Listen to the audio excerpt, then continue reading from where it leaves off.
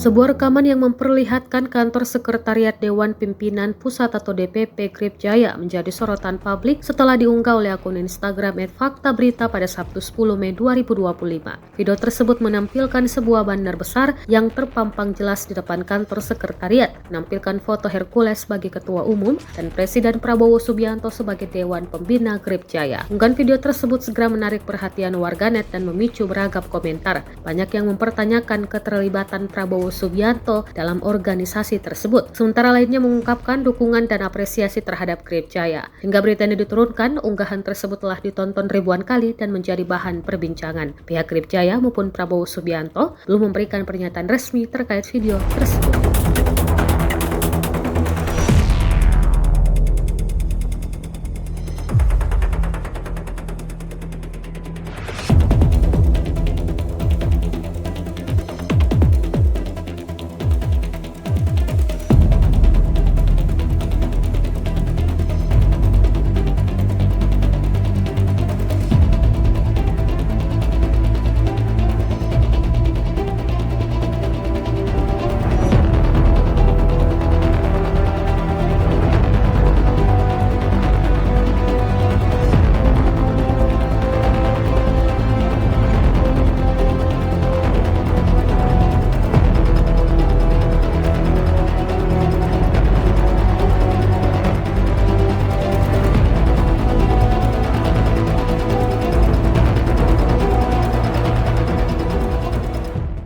Download Tribun X sekarang, menghadirkan lokal menjadi Indonesia.